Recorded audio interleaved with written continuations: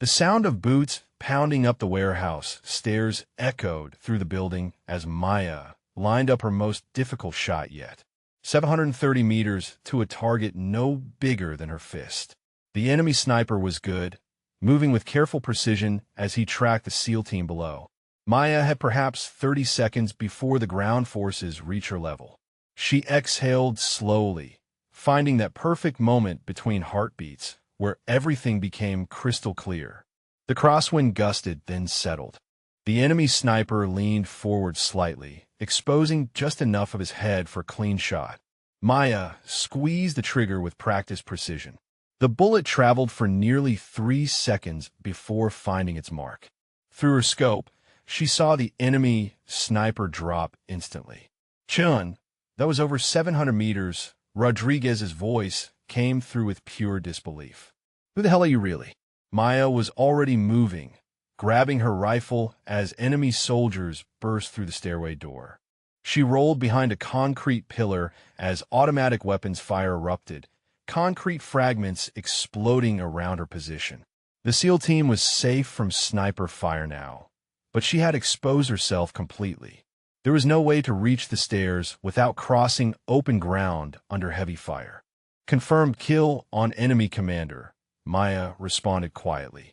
"The remaining hostile forces are in full retreat." Rodriguez's voice came through the radio with pure amazement. "Chun, I need to know who you really are." Those shots were impossible for a standard communications specialist. Maya watched the surviving enemy soldiers fleeing into the night. Their organized assault turned into panicked retreat by a single marksman they never saw coming. She keyed her radio one final time. "Staff Sergeant Maya Chun, Army Scout Sniper School graduate, classified, designation Phantom 7. I have been operating undercover assignment for the past 3 years." Rodriguez was silent for a long moment before responding. "Phantom 7? That is one of the most elite sniper programs in the military. Command is going to want a full debrief on this operation." Maya smiled as she began breaking down her rifle for extraction. The cover was blown now, but it no longer mattered. The mission was complete, and good soldiers were going home alive. As helicopter rotors echoed in the distance, she reflected on the strange turn of events that had forced her to reveal her true capabilities. If you enjoyed this story, please drop a comment and let us know your favorite part, or if you have witnessed similar acts of hidden courage in real life. Emma's small figure appeared in the conference room doorway, her backpack dragging behind her as she searched for her father. Her curious eyes swept across the impressive space, taking in the wall-mounted screens and expensive artwork with the wonder of childhood. She had finished her homework and grown restless in the empty break room. Victoria's jaw tightened as the child wandered closer to the pristine conference table. This was exactly the kind of unprofessional disruption she expected from American companies that allowed employees to bring their personal problems to work. Her fingers drummed against her phone case with increasing irritation. Marcus noticed his daughter immediately, his protective instincts flaring. He set down his cleaning cloth and moved toward Emma with gentle urgency, hoping to guide her back to the break room before the clearly agitated executive lost her patience completely. The tension in the air was palpable, crackling between Victoria's corporate authority and the innocent presence of a curious 80-year-old. Emma smiled up at the stern woman in the expensive suit, unaware of the brewing storm. Her bright eyes reflected genuine friendliness, the kind of open warmth that adults often forgot existed. Victoria's expression grew more severe as she watched the family interaction unfold in what should have been a sterile business environment. Victoria's patience finally snapped as Emma continued exploring the conference room with childlike curiosity. She turned away from Marcus and his daughter, speaking in rapid Japanese to her assistant on the phone, her voice sharp with frustration and disdain. She complained bitterly about ignorant janitors who brought their undisciplined children to work, contaminating professional spaces with their domestic chaos. Her words cut through the air like knives, each syllable dripping with contempt for people she considered beneath her notice. She criticized American work standards that allowed such unprofessional behavior. Marcus continued cleaning, his shoulders tensing slightly as Victoria's voice grew more heated. He kept his head down, focusing on his work while trying to shield Emma from the obvious hostility radiating from the powerful woman. Years of service work had taught him to endure criticism and condescension with quiet dignity. Victoria paced near the windows, gesturing emphatically as she described the scene to her assistant. She spoke about lower-class people who didn't understand boundaries, about children who belonged at home instead of corporate headquarters. Her assumption that no one around her could comprehend Japanese gave her the freedom to express her true feelings without restraint. Emma watched the agitated woman with growing concern, her young mind processing the anger even without understanding the words. Emma stepped forward with the fearless innocence of childhood, her clear voice cutting through Victoria's heated Japanese conversation like a bell. In perfect, polite Japanese, she addressed the stunned billionaire directly, correcting her grammar while maintaining the respectful tone her father had taught her. The child's words flowed with natural fluency as she gently suggested that perhaps Victoria was tired from her long journey and might benefit from some tea. Emma's pronunciation was flawless, her cultural understanding evident in every carefully chosen phrase. She even included the proper honorifics that showed deep respect for elders. Victoria's phone slipped from her suddenly nerveless fingers, clattering against the marble floor as she stared at the 80-year-old in complete shock. Her assistant's voice continued chattering from the fallen device, but Victoria couldn't hear anything beyond the impossible reality of a janitor's daughter speaking her native language better than most of her American executives. Marcus froze mid-motion, his cleaning cloth suspended in his hand as he watched his daughter's brave intervention. Pride and terror warred in his chest as Emma continued speaking, offering thoughtful observations about international business practices she had overheard during their evening visits to the office. The child's insight was remarkable, her questions about cultural bridge building sophisticated beyond her years. Victoria retrieved her phone with trembling hands, her composed corporate mask cracking as she stared at Emma in disbelief.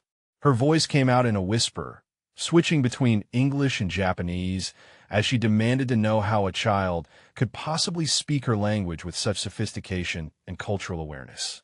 Emma looked up at her father with questioning eyes, sensing the sudden shift in the room's atmosphere. Marcus set down his cleaning supplies, his quiet dignity evident as he placed a protective hand on his daughter's shoulder. Years of hiding his true background weighed heavily on his decision, but his child's courage demanded honesty. In measured tones, Marcus explained that Emma had grown up surrounded by languages, that their home was filled with books and conversations that spanned cultures and continents. He revealed his former life as a professor of comparative linguistics, his PhD from Columbia, and the research that had taken him across Asia for years. Victoria's expression transformed from shock to something approaching shame as she realized the magnitude of her assumptions. The man she had dismissed as ignorant helped possess credentials that surpassed most of her executive team.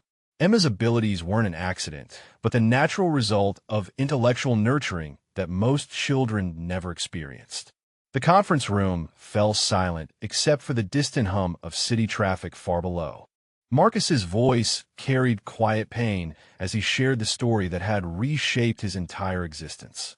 His wife Sarah had been diagnosed with cancer when Emma was only 4 years old, and the university's health insurance proved woefully inadequate for the experimental treatments she desperately needed. He described sleepless nights, choosing between academic conferences and hospital vigils, between research deadlines and chemotherapy appointments. The prestigious tenure-track position that had once defined his identity became impossible to maintain while caring for a dying wife and frightened child. The decision to leave Columbia had torn his heart apart, but the building maintenance company offered immediate employment with comprehensive health benefits. Sarah's final months were spent in comfort because of his sacrifice, and Emma never went without medical care or basic necessities. After Sarah's death, Marcus discovered that returning to academia meant starting over completely, rebuilding connections and research that had withered during his absence. Emma needed stability more than prestige, routine more than intellectual challenges. The night shift allowed him to be present for school events and homework help. Victoria listened with growing understanding, watching this man who had given up everything for love and responsibility. His hands, calloused from cleaning supplies, had once held fountain pens and graded doctoral dissertations.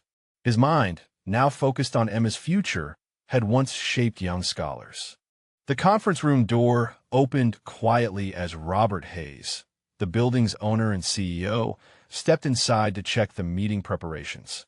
His silver hair and kind eyes reflected decades of business wisdom earned through genuine respect for every person in his organization.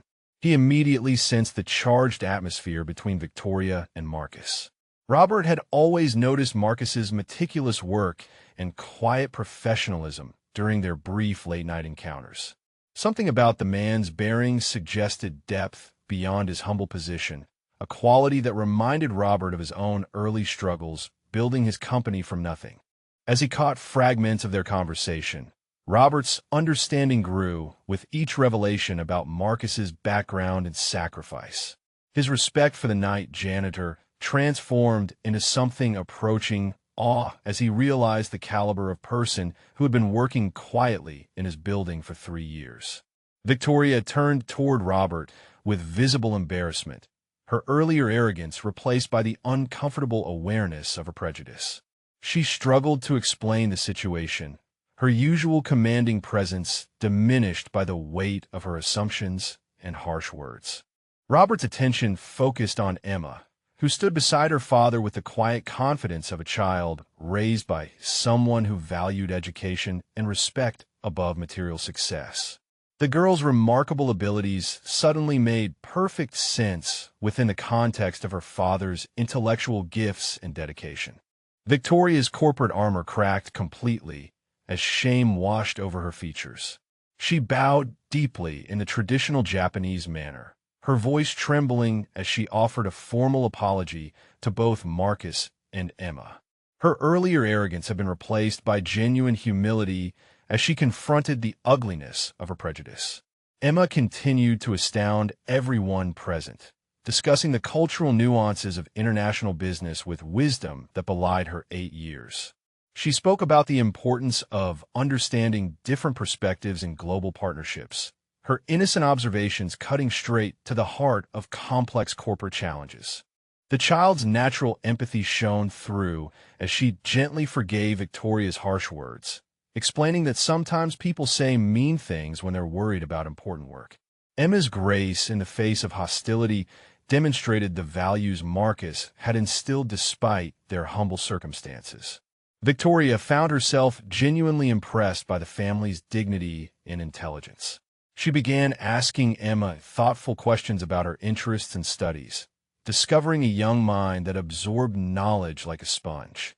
The billionaire's respect grew with each exchange, realizing she was in the presence of extraordinary people. Robert watched the transformation with satisfaction, recognizing the moment when true character revealed itself. He had witnessed Victoria's reputation for harsh judgment, but also her capacity for growth when confronted with genuine worth. Robert stepped forward with the decisive energy of a man who recognized exceptional talent when he encountered it. He offered Marcus an immediate position as international liaison for the company's expanding global partnerships, emphasizing how his linguistic expertise and cultural understanding could transform their business relationships. Victoria surprised everyone by requesting Marcus specifically for her Tokyo expansion project, explaining that his combination of academic knowledge and practical wisdom would be invaluable in navigating complex cultural negotiations. Her earlier contempt had completely transformed into professional respect and genuine admiration. The salary figures they discussed represented more than triple Marcus's current income, with comprehensive benefits that would secure Emma's future education and provide the stability he had always sought. The position would utilize his doctorate while maintaining reasonable hours for his parental responsibilities. Marcus listened with growing amazement as these powerful executives competed to secure his services. The same man they had overlooked as invisible help was suddenly being courted as an essential asset to their international operations. His years of sacrifice were finally being recognized and rewarded. Emma watched her father's face transform from quiet resignation to cautious hope, understanding instinctively that their lives were about to change dramatically. The child's brave intervention had not only defended her father's dignity, but opened doors neither of them had dared imagine possible. Marcus stood quietly for a long moment, his weathered hands clasped together as he processed the extraordinary offers being presented to him. The weight of 3 years spent in careful routine, building a safe world for Emma after losing everything, made sudden change feel both thrilling and terrifying. He looked down at his daughter, seeing Sarah's determined spirit shining in Emma's encouraging smile. The child had grown up watching her father clean offices and empty trash cans, never once expressing shame or disappointment in their humble circumstances. Her love had been unconditional through every sacrifice. Fear crept into Marcus's voice as he expressed concerns about uprooting the stability they had carefully constructed. Emma's school, their small apartment, the predictable rhythms that had helped them heal from loss, all seemed precious in their simplicity. Change meant risk, and he had already lost so much. Emma stepped closer to her father, taking his calloused hand in her small one with mature understanding beyond her years.